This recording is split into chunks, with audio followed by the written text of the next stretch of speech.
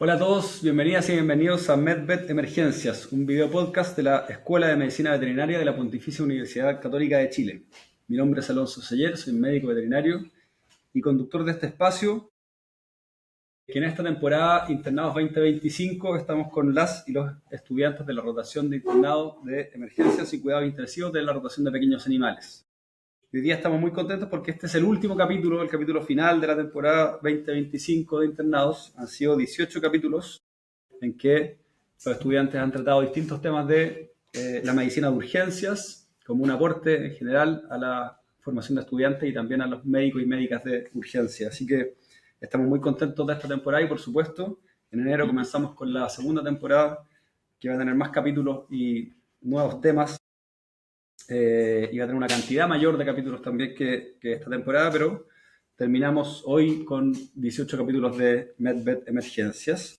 Y hoy nos encontramos con las doctoras Sofía Becerra, Paula Gajardo y María Ignacia Quirós, que son residentes, son internas de urgencias, las que a una semana para terminar su rotación. ¿Cómo han vivido este tiempo de su rotación de emergencia y cuidado intensivo? Súper agotador. Intensa. Pero hemos aprendido harto. Hemos tenido la suerte o mala suerte de que han llegado muchos casos muy distintos y hemos podido ver distintos abordajes de distintos doctores. También las simulaciones han sido excelentes. Hemos podido ver ya casos como más reales e incluso habernos tomado como tiempos para ver cuánto realmente dura una urgencia. Entonces eso lo encuentro maravilloso. Muy bien. Bien, doctoras Paula, Sofía, María Ignacia, ¿de qué vamos a hablar el día de hoy y por qué nos encontramos caracterizados así, además, de esta manera tan particular? En este capítulo, último capítulo, no era para celebrar necesariamente el último capítulo. ¿De qué vamos a hablar el día de hoy? Bueno, vamos a hablar primero de la triada neonatal, pero partamos por qué estamos disfrazados así, porque estuvimos cerca de Halloween, entonces... Este es el capítulo especial de Halloween. Estamos en el capítulo especial de Halloween, muy bien. Y vamos a hablar el día de hoy de la triada neonatal. Bueno, ¿qué es la triada neonatal, para empezar? ¿Cómo la definimos? ¿A qué se refiere? Bueno, primero vamos a partir con qué es un neonato. Un neonato sería como un animalito desde que nace hasta más o menos el destete. Y el destete puede variar un poco dependiendo de la raza. Podría llegar como a ser desde los 28 días, como hasta el mes y medio. Ahí puede variar un poco. Y ahora sí, hablando de la triada neonatal, es cuando juntamos tres alteraciones críticas, que en este caso sería la hipotermia, la hipoglucemia y la deshidratación. Al igual que uno mismo, también necesitamos comer, beber y un lugar calentito donde dormir. Cuando hablamos de la hipotermia sería como una temperatura corporal bajo de lo normal. En el caso de los neonatos un poquito especial porque en la primera semana, por ejemplo, la temperatura va como de unos 35 grados a unos 37,2 grados Celsius. En la segunda y tercera semana ya aumentamos un poquito más, donde las temperaturas normales son como 36 grados Celsius, 37,8, y ya la cuarta semana ya son como 38,3 grados Celsius, que es mucho, o sea, de 32,2, o sea, 37,2 a 38,3 grados Celsius, que ya es como mucho más normal y cercano a lo que es un adulto.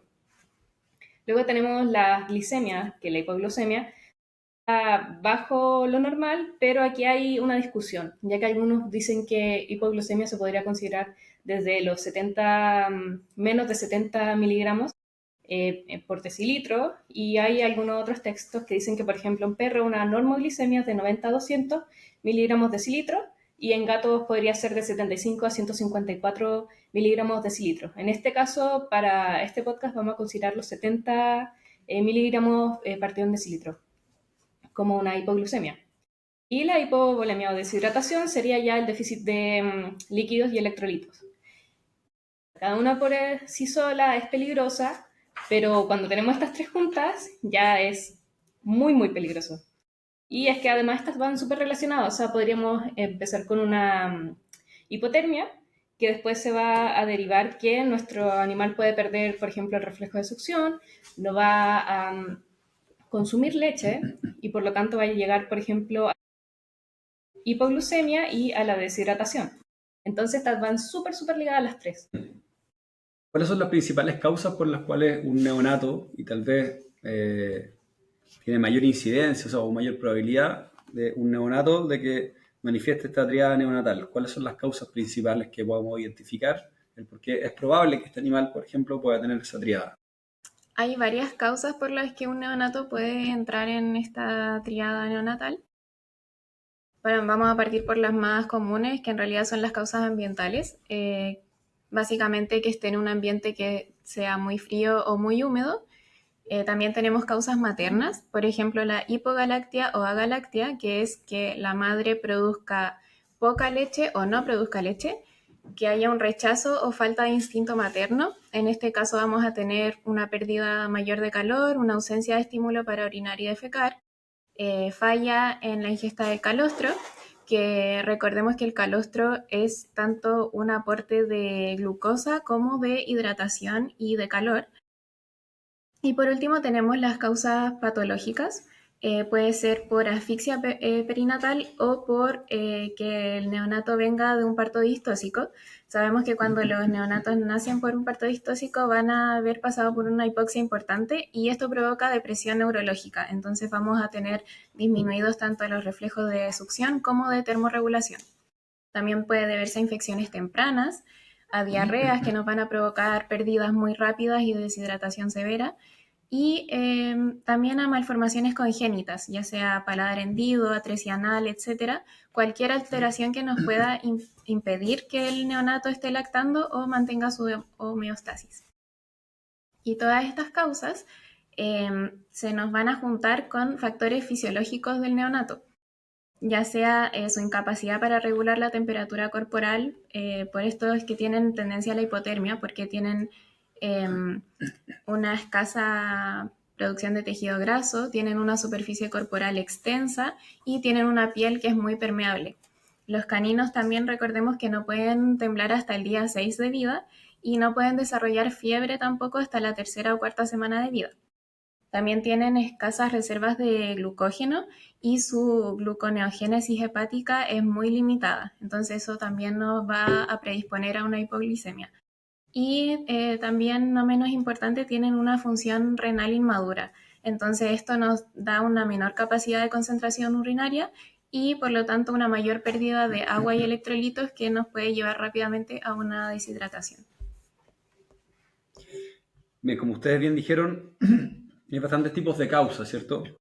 Fisiológicas, ambientales, patológicas, pero además hay que entender el proceso del parto, ¿cierto? Probablemente, a diferencia de un humano, un perro, un gato, una hembra da luz en una casa, en la calle. Entonces, el capturar finalmente este tipo de tríadas normalmente nos toma más tiempo. El animal llega a la clínica porque ya tiene un parto distóxico hace mucho rato.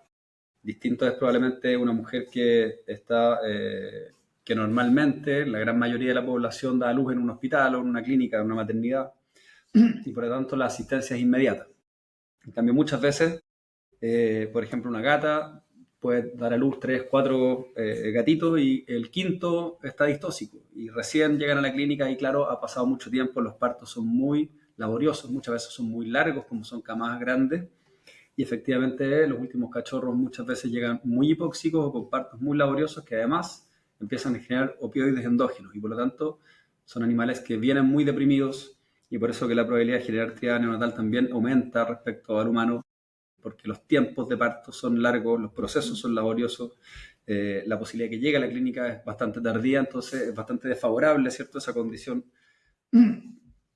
Y por supuesto que se pueden presentar con bastante más, son bastante más comunes los cuadros de triada neonatal que en humanos. Bueno, ¿cómo identificamos que este gatito, que este cachorro puede estar justamente presentando una triada neonatal? Bueno, excelente pregunta. Vamos a observar algunas cosas como por ejemplo la pérdida de los reflejos, podría ser el de succión, respuesta de búsqueda y enderezamiento vestibular y el que vamos a ver principalmente es el de succión y el que más nos importa realmente. Ya, y esto también se puede ir evaluando. Por ejemplo, podemos tener una escala donde tenemos un score de 0, 1 y 2. Y esto va a ser, por ejemplo, 0 va a ser ausente, el 1 va a ser débil y el 2 va a ser fuerte. Entonces ahí podemos categorizar cómo van los reflejos de nuestro neonato. También vamos a ver signos como apatía y depresión, la disminución de la función cardiorrespiratoria, que puede verse una bradicardia o una bradipnea, posiblemente consecuencia de la hipotermia o de la hipoglicemia también se puede ver. Unas cosas como más visuales puede ser que las mucosas se ven como un color rojo oscuro, debido a la deshidratación, esto cuando son recién nacidos. Y también podemos ver que para ver deshidratación, el color de la orina, que esto podemos hacerlo observando, por ejemplo, si tenemos una sabanilla puesta en donde está el neonato, ver la sabanilla y ver si es que como de un amarillo oscuro, como más denso, o también si tenemos un refractómetro, podemos ver el valor y si, por ejemplo, es mayor a 1017, podremos hablar de que es una deshidratación. También, como se hablaba antes, podemos medir las glicemias y, como hablamos, 70 miligramos por decilitro. Bajo eso sería ya una hipoglicemia. También tenemos una reducción del tono muscular, pérdida de peso, que es súper importante en los neonatos, ir midiendo la evolución del peso y con eso igual nos podemos ir dando cuenta de que algo está fallando. Las temperaturas, si es que es mayor de 35 grados Celsius, aunque como recordamos anteriormente, esto puede ir variando según la semana de nuestro neonato. Y también podemos ver cosas como la posición en la que esté nuestro neonato, que puede ser que esté de cúbito lateral, o también el perfil cutáneo normal o disminuido, o sea, puede ser, por ejemplo, el pliegue cutáneo que esté aumentado de tiempo, entre otros. Bien. Me voy a detener un segundo en este punto porque ustedes han detallado, ¿cierto?, una gran cantidad de factores que nosotros podemos evaluar para que pensemos, ¿cierto?, que el animal puede estar en esta triada. Y están perfectos y muy bien detallados cada uno. Solo me quiero detallar en el concepto de el score, ¿cierto?, de la evaluación APGAR. Y me voy a referir a dos cosas. Primero, a la gran médica, la doctora Virginia Apgar, que creó la evaluación APGAR. No sé si todos conocen la historia, pero ella quiso ser cirujana y fue rechazada en todas las escuelas de cirugía de Estados Unidos por ser mujer. Y la doctora Virginia Apgar no se quedó contenta con eso y se fue a trabajar en una maternidad y se dio cuenta que los pacientes que estaban más deprimidos tenían más o menos las mismas cosas, ¿cierto? Tenían frecuencias cardíacas distintas, disminuía frecuencias respiratorias, disminuía mucosas más cianóticas o pálidas y no tenían reflejos, tono muscular, ¿cierto? Y los reflejos de irritabilidad. Entonces hizo una escala, un score y empezó a funcionar y a los pocos años ya se usaba, a los menos de 10 años ya se usaba en todo Estados Unidos, hoy día se utiliza en todo el mundo y hace ya varios años, por supuesto, lo utilizamos en medicina veterinaria y también ya del 2024, de hecho, está validada la escala en perros y gatos y la utilizamos cotidianamente. Y probablemente el primer approach que tenemos para pensar que un animal viene con una triada y que ese animal es el que vamos a ir a reevaluar en profundidad y a ver si tiene una triada neonatal, probablemente es el paciente que tiene un score bajo en la evaluación APGAR. Probablemente de todos los factores que ustedes comentaron, que hay varios ahí, ¿cierto? Como la glicemia, pero probablemente la glicemia no se la tomamos de partida a todos los cachorros. Seguramente a quién se la vamos a tomar a los que tienen un APGAR bajo. Entonces, el APGAR nos funciona como un screening finalmente, se lo hacemos a todos los animales cuando recién nacen, y los que seguramente tienen muchos reflejos, tienen una puntuación buena, los mantenemos ahí, por supuesto que después los observamos, y los que tienen APGAR bajo y sobre todo bajo 7 y que sostenidamente se mantienen bajo 7 luego de la asistencia inicial, del calentamiento, todo lo que hacemos y se mantienen APGAR bajo 7, seguramente esos van a ser los que vamos a tomar y los vamos a ir a reevaluar, vamos a ir a tomarles la glucosa y vamos en profundidad a tratar de ver si lo más probable es que tengan esta triada, ¿cierto?, neonatal. Entonces, el APGAR funciona como un buen screening para después ir separando los cachorros, gatitos más deprimidos que nos permiten ya ir a evaluar derechamente la triada con todos los factores que ustedes nos han dado. Y eso permite hoy día salvar a millones de neonatos, ¿cierto?, tanto humanos como en este caso perros y gatos. Mueren muchísimos igual, pero gracias a justamente a la definición de la triada neonatal y gracias a los scores iniciales del primer minuto, permite salvar miles de millones de pacientes día a día. Así que luego de este minuto que me quería tomar para eso, bueno, ¿cuáles son los pasos a seguir que tenemos, cierto? Este paciente que yo ya creo que sí, efectivamente está en triada neonatal, que es urgente, que hay que tratarlo de inmediato porque se asocia una alta letalidad, por supuesto. ¿Cómo lo enfrentamos en los primeros minutos? Muy buena pregunta. Como usted dice, siempre un neonato enfermo se considera una emergencia por su baja inmadurez fisiológica y su baja respuesta a estas alteraciones. Nosotros para tratar la triada tenemos tres objetivos. Primero, corregir la hipoglicemia, luego corregir la hipotermia y corregir la deshidratación. Si bien las vamos a explicar por separado, este es un abordaje integral y tenemos que considerar que deben hacerse las cosas simultáneamente.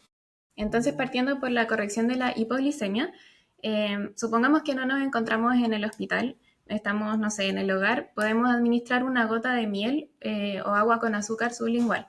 Se echa una cucharada de azúcar en un vaso de agua y también se describe que se puede agregar, por ejemplo, una cucharada de sal para volverle una solución electrolítica. Y por otro lado, si ya estamos en la clínica, se debe administrar una gota de glucosa del 50% sublingual, o si ya tenemos un acceso venoso, podemos partir con un bolo de glucosa seguido de una infusión. Para la corrección de la hipotermia, esta se hace mediante un calentamiento gradual. Tenemos que ir aumentando la temperatura en 1 grado Celsius por hora y con control constante de la temperatura rectal. Esto puede ser mediante incubadoras con una temperatura controlada de 30 a 35 grados Celsius aproximadamente según la edad y una humedad del 50 al 65%. Si no está disponible una incubadora, podemos intentar con guateros, con lámparas a una distancia segura, siempre teniendo en cuenta evitar una temperatura excesiva. ¿Por qué? Porque podemos pasar rápidamente a una hipertermia y esto nos puede llevar a convulsiones y muerte del paciente. Entonces tenemos que evitar colocar al neonato directamente sobre la fuente de calor, porque si bien ellos deberían presentar un termotropismo positivo, este en la triada se va a ver disminuido y aparte de la hipertermia podemos provocar quemaduras y deshidratación severa. También aparte de las fuentes de calor e incubadora, podemos administrar fluidos tibios, ya sea por vía intravenosa, intraósea o enemas. Y también la lactancia materna, puede ser una fuente de calor, ya que va a aumentar el metabolismo y tenemos que tener en cuenta, eso sí, que la lactancia y cualquier tipo de alimentación se debe posponer hasta que la temperatura se regule y se escuchen ruidos intestinales a la auscultación. También tenemos que tener en cuenta siempre ir registrando el peso y la temperatura rectal. Y por último, para la corrección de la deshidratación, inicialmente se puede dar una solución electrolítica por vía oral mediante sonda y si la turgencia de la piel sigue disminuida, podemos implementar fluidoterapia con cristaloides calentada de 35 a 37 grados Celsius y tener mucho ojo de controlar el riesgo de sobrehidratación hasta que el neonato retome la lactancia materna normal. La vía de elección para la administración de estos fluidos puede ser intravenosa por vena cefálica, safena o yugular externa, subcutánea o intraósea. Por ejemplo, en pacientes con deshidratación leve se recomienda subcutáneo, mientras que en casos moderados a severos se puede recomendar más que nada la intravenosa o la intraósea, ya que se va a absorber mucho más rápido. Sin embargo, hay que tener en cuenta que la intraósea está contraindicada la administración de fluidos en grandes volúmenes y debe ser en un máximo de 72 horas por riesgo de daño óseo. Bien, entonces, obviamente, la principal prioridad es corregir, obviamente, los 3 factores de la triada, pero hay que hacerlo con cuidado, hay que hacerlo lentamente, tanto el calentamiento como obviamente los fluidos también. Y la glicemia también. Y la glicemia uno podría decir, bueno, pero le puedo dar comida rápidamente a este cachorro, ¿cierto? A este gatito. ¿Por qué no darle alimentación directamente entérica en vez de sublingual? Por ejemplo, esa gota de glucosa o darle alimento directamente. Creyendo que eventualmente podría mejorar tanto su nivel de glucosa como también, obviamente, su nivel de hipotermia. O sea, empezar a generar energía, obviamente va a generar calor. ¿Podemos alimentar a un neonato en estas condiciones, que esté hipotérmico, por ejemplo, que esté en la triada? ¿Es recomendable dar alimentación enteral a estos pacientes? Esa es una muy buena pregunta. En verdad, no se recomienda alimentar a los neonatos con hipotermia.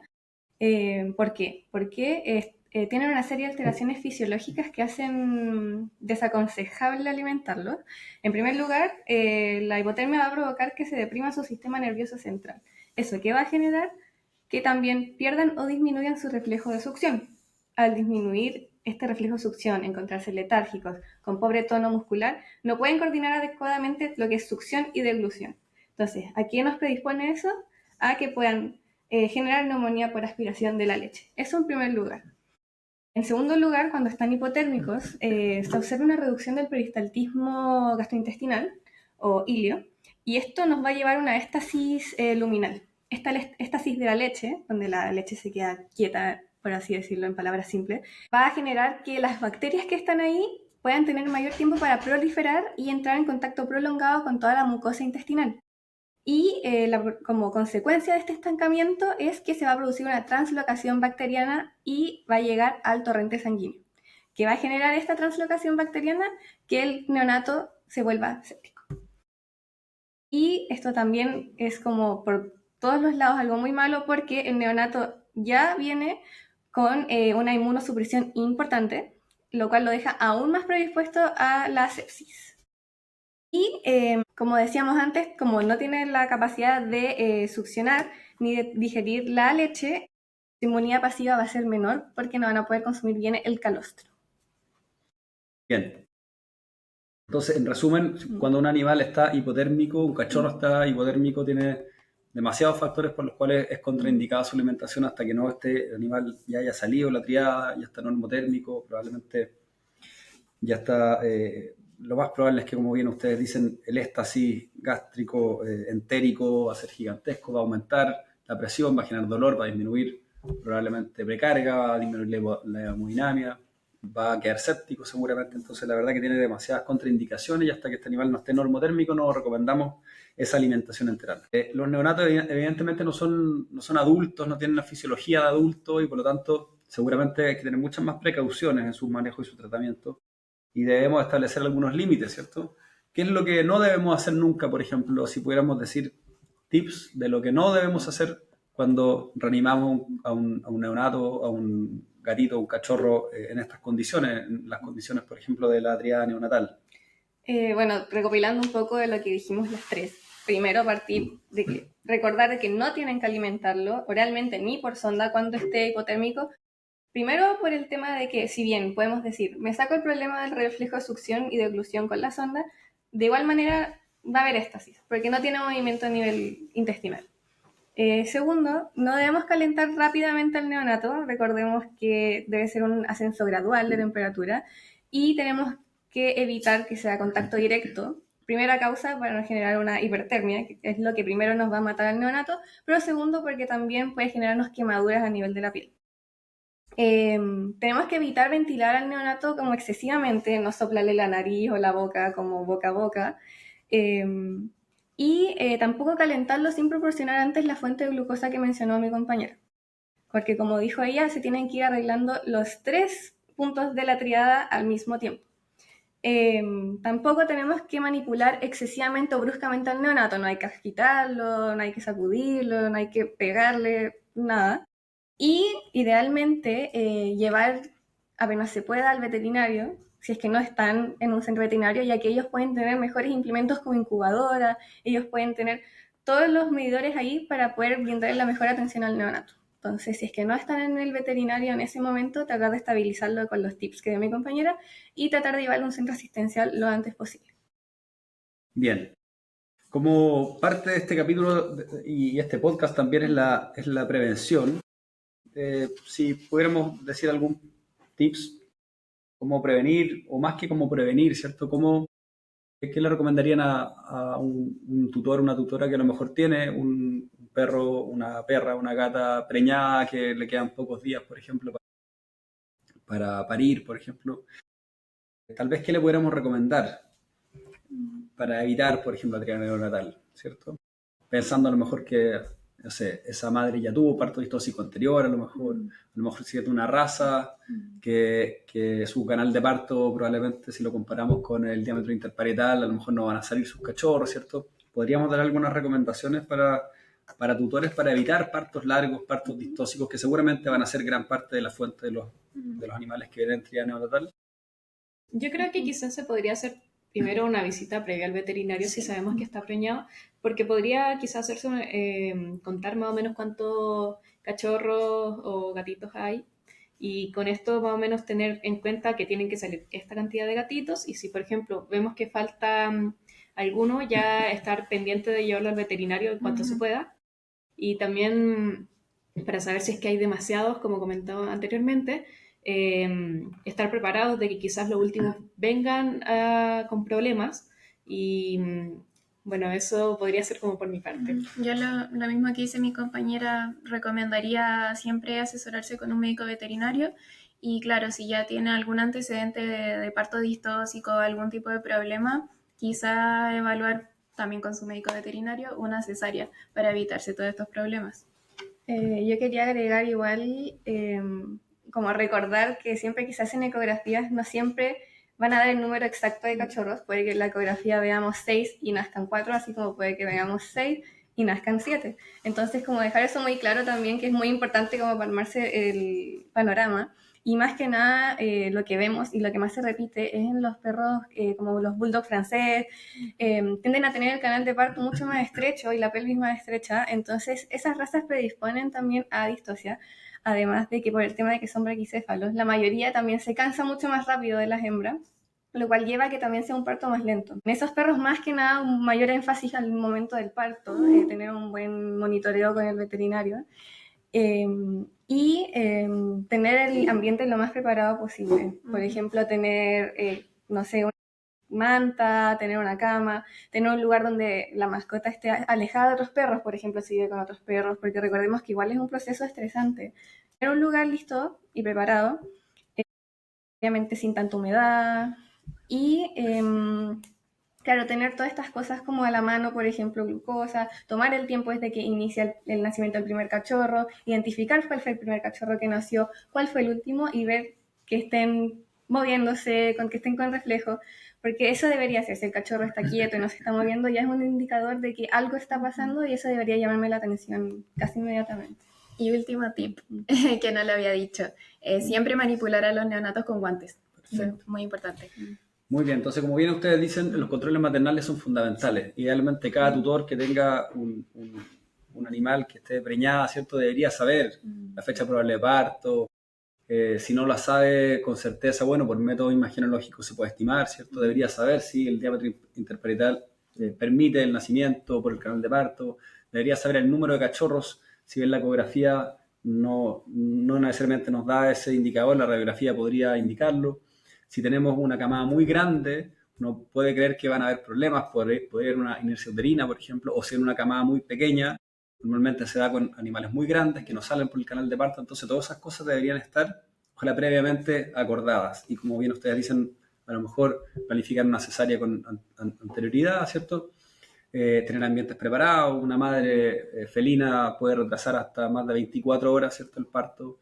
Y también educar mucho a los tutores de las etapas del parto, la primera etapa, la segunda etapa que ya es más de contracciones más evidentes, si se demora más de 4 horas y no nace el primer cachorro, qué pasa si se distancia mucho un cachorro del otro. Bueno, todas esas cosas son súper sugerentes, la educación de los tutores son muy importantes porque justamente van a evitar la muerte fetal por otras causas, pero también por causa de triada, porque una de las patologías importantes, una de las condiciones importantes para que se presente la triada son los partos muy largos, muy laboriosos, muy hipóxicos, pacientes que estuvieron mucho rato en el canal de parto, por ejemplo, o que ya hay mucha generación de opioides y por lo tanto están muy deprimidos. Entonces, si logramos controlar eso, ya tenemos gran parte del trabajo ganado. Bien, muchas gracias nuevamente por la participación en este capítulo.